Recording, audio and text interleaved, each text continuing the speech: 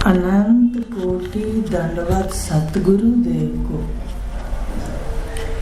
अपना विषय गीता की आरती का चल रहा था कि गीता से जो हमने जीवन के रहस्यों को जाना वो कृष्ण की कृपा है। तो अब अपना चल रहा था कि गीता से ही हमने स्वधर्म, अपना क्या धर्म है, मनुष्य शरीर का क्या धर्म है, ये जाना।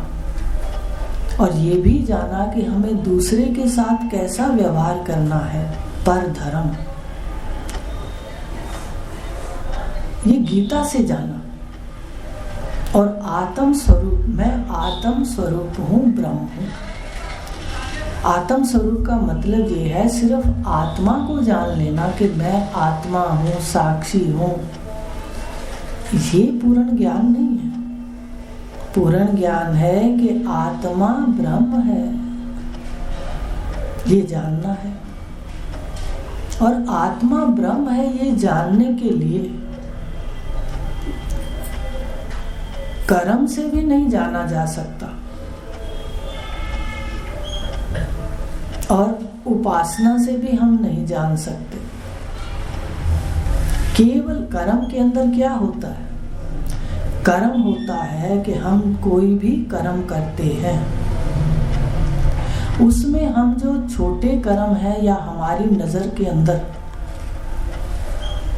श्रेष्ठ कर्म है और कुछ कम श्रेष्ठ है, तो हम उनको छोड़ और पकड़ करते रहते हैं।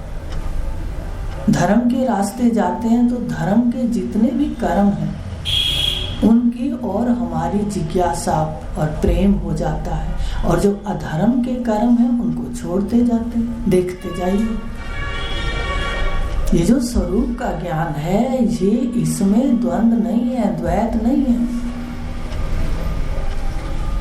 कर्म आगे बढ़ता जाता है, उधर गति में जाता है, वो कुछ छोड़ता जाता है और फिर कुछ नया ग्रहण करता है। कोई भी कर्म करते हैं, मान लो घर के अंदर कोई साधारण आपने कोई भोजन बनाना है, आपको लगा कि ये इस तरह से अगर पकोड़े ना बनाए जाए या कोई पूड़ियाँ इस तरह ना बनाई जाए और नए तरीके से बनाई जाए, और अगर हम वैसा कर्म करते हैं और हमें नए तरीके की जो भोजन सामग्री है वो अच्छी लगती है, तो हम पुरानी को छोड़ देते हैं और नई को ग्रहण करते हैं। तो कर्म के अंदर छोड़ और पकड़ चलता है। उपासना के अंदर भी ऐसा चलता है। वहां ज्ञान नहीं होता तो आत्मा का साक्षात नहीं होता।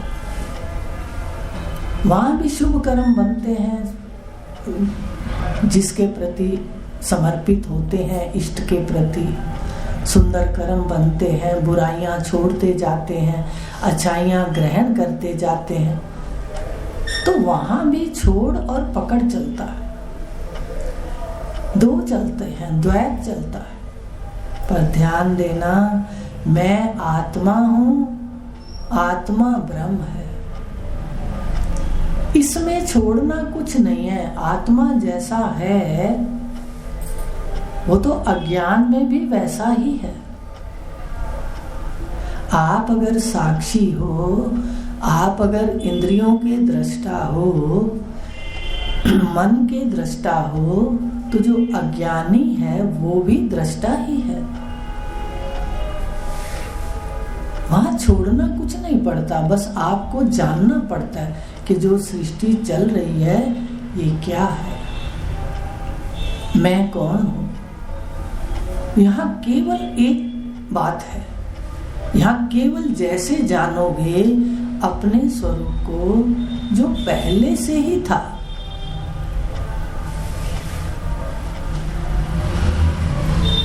आप जन्म मरण से परे हो। अगर हम बाहर वालों को देखें, वो भी जन्म मरण से परे हैं। फर्क क्या है फिर दोनों में? कहते गुरु के, तत्वज्ञ पुरुष के शिष्य जानते हैं, पर वो जानते नहीं। स्वरूप जो है वो बड़ा एक ही है। हमने कुछ ना छोड़ा ना कुछ पाया, कोई आत्मा ना बदली, कोई शरीर ना बदला, लेकिन मन के भाव बदले, आकार भी ना बदला। स्त्री है तो स्त्री रहे, पुरुष है तो पुरुष रहे, आत्मा साक्षी है, ये भी ना बदला। लेकिन हमने जो जाना अपने आप को, उसमें ना हमने कुछ खोया और ना ही हमने कुछ पाया। कर्मों की तरह कुछ नहीं खोया। मैं पहले था, अब हूं। मैं जन्म मरण से पहले ही मुक्त था, जानता नहीं था। तो इस प्रकार अपने आत्मा और ब्रह्म को जानने के लिए कोई कर्म की आवश्यकता नहीं, केवल श्रवण की आवश्यकता। आप जैसे पहले थे वैसे ही अब हो। लेकिन अज्ञानी व्यक्ति कभी नहीं मान सकता कि मैं जन्म मरण से मुक्त हूं। तो ज्ञान श्रवण ही केवल साधन है। ना तो इसमें कुछ नया मिलता है और ना ही जो हमारे पास है, चाहे वो शरीर के अंग है, अंतःकरण के अंग है या आत्मा स्वयं है, कुछ भी नहीं बदलता। बस जान लेते हैं कि इसका क्या स्वभाव है, उसका क्या स्वभाव है, आत्मा कैसा है, वो जान लेते हैं केवल। तो ना तो हमने कुछ खोया और ना ही हमने कुछ नया पाया। पर आप कहोगे ज्ञान तो दिया गुरुदेव ने, पर वास्तव में ज्ञान से जो वस्तु प्राप्त होती है, ज्ञान से जो वस्तु प्राप्त होती है वो हमारे पास पहले ही होती है। कैसे? कई बार लिखते हुए पेंसिल कान के अंदर टांग लेते हैं, अब भी ऐसा होता है। फिर पेंसिल को इधर उधर ढूंढते हैं, देखते हैं पेंसिल कहाँ है, निशान लगाएं पेंसिल कहाँ है। एकदम फिर ध्यान आता है कि कान पर ही तो टांगी थी। तो कहने, अब चश्मा होता है कई बार सिर पे रख लेते हैं, चश्मे को सिर पे टांग लेते हैं, बालों में रख लेते हैं, उसके बाद चश्मा इधर उधर देखते हैं। अब जैसे ही ज्ञान होता है कि चश्मा सिर पे रखा है, तो ज्ञान से जो वस्तु प्राप्त होती है वो कहीं बनती नहीं है, नहीं, वो सिर्फ जाना जाता है। इसलिए कहा कि हर व्यक्ति, हर जीव ब्रह्म स्वरूप है, जन्म मरण से परे है, पर अज्ञान है। इसलिए ज्ञान में ना तो आपने कुछ खोया कर्म की तरह छोड़ा और ना ही नया प्राप्त किया, जो पहले से था उसको जाना। तो ये है ना हमने पाया ना हमने खोया, पर तेरी रहमत से झोलियां भर बैठे। कि गुरु की रहमत से झोली भरी हमने, गुरु ने रहमत की, हमें समझ आई। हमारा जो मन था वो सात्विक पूजा में आया। पहले हमने शांति से बैठना सीखा, श्रवण करना सीखा, उसके बाद कार्य होता गया ज्ञान का। तो आत्मा ब्रह्म है, ये जानने पर ये ना कर्म से जाना जाएगा, क्योंकि कर्म में भी कुछ करते हैं कुछ छोड़ते हैं। उपासना में भी कर्म अच्छे बनते हैं, बुराइयां छोड़ते हैं, अच्छाइयां आती जाती हैं, साधना बढ़ती है। लेकिन ज्ञान से ही आत्मा हूं और आत्मा ब्रह्म है, ये जाना जाता है। तो इस तरह कहा कि ये स्वधर्म है। अपना धर्म क्या है? अपने को साक्षी दृष्टा आत्मा जानना और आत्मा को ब्रह्म जानना, बस ये धर्म है। फिर जब शरीर में आए तो कहते, जब शरीर में आए तो अपने स्वरूप का निश्चय और फिर शरीर के वर्ण के धर्म के कर्म। जब हम अपनी आत्मा को बार बार ब्रह्म स्वरूप ब्रह्म में लीन करके साक्षात करेंगे। अपना शरीर क्षर है, इसमें धारण करने वाला मैं अक्षर है। रात को दोनों उत्तम पुरुष में लय हो जाते हैं और सुबह उठकर दोनों क्षर और अक्षर प्रकट हो जाते हैं। अब जहां लय होते हैं वहां जाके अपनी बुद्धि सम हो जाती है। सुषुप्ति में आपकी बुद्धि सम है, कुछ नहीं मनन करती, कुछ नहीं विचार करती, कोई द्वैत का पाठ नहीं पढ़ती, बिल्कुल लय हो जाती है, सम हो जाती है। ऐसे ही जब हम यहाँ जान लेंगे कि ये परमात्मा की ही लहरें हैं, ब्रह्म सत्ता की ही लहरें हैं, जीव और जगत में ओत प्रोत परमात्मा ही है। जो रूप है, जो नाम है, वो वास्तव में दिखता है पर है नहीं। तो यहाँ भी बुद्धि सम हो जाएगी, एकदम बुद्धि शांत हो जाएगी जब समझ आएगी हर व्यक्ति अपना पाठ कर रहा है, जब समझ आ जाएगी कि ये धन, ये ऐश्वर्य शुभ कर्मों का फल है। शुभ कर्मों की ओर तो ध्यान दो, धन ऐश्वर्य को पाने के लिए प्रयास ना हो, शुभ कर्म पे ध्यान हो। अज्ञान में तो हम धन के लिए सारा दिन घूमते हैं, परिवार के लिए घूमते हैं, उसके लिए पूजा पाठ करते हैं। लेकिन अपने स्वरूप को जानो और आत्म सिद्धि से जो मिलता है वो स्वयं ही प्रकट होता है। भगवान स्वयं कह रहे हैं मैं योग क्षेम करता हूँ, पर कब करता हूँ? जब बुद्धि बिल्कुल सम हो जाती है, मिथ्या नाम रूप दिखने लगता है, चेतन साक्षात हो जाता है तो साक्षात, पर अज्ञान मिटते ही साक्षात हो जाता है, उस समय योगक्षेम होता है। यद इच्छा से, ईश्वर की इच्छा से योग और क्षेम होता है। तो इस प्रकार केवल प्रयास, मनुष्य धर्म का क्या धर्म है, स्वधर्म क्या है? केवल प्रयास, प्रयत्न, अपने आप को जानना। बाकी सब ऐश्वर्य आदि उसका संकल्प है, आत्मा की शक्तियां हैं, तो वो अपने आप होता है। तो ये कहा, ये गीता का ही है, कृष्ण भगवान का, सतगुरु देव की कृपा है कि हमें समझ आया स्वधर्म क्या है हमारा, पर धर्म क्या है, दूसरे के साथ भी हमें कैसा व्यवहार करना है जैसा हम अपने लिए दूसरों से चाहते हैं। तो ये था आत्मा स्वरूप भी गीता ने ही किया। गीता के कृष्ण सतगुरु के रूप में आकर के आत्म का साक्षात कराया, देहों के छिलके उतार दिए और दिखाया कि इन देहों का तो बिल्कुल स्वरूप शून्य है। प्रलय में सब शून्य हो जाता है, सारे आकार, सारे नाम, सारे रूप शून्य हो जाते हैं। सुषुप्ति में भी शून्य हो जाता है।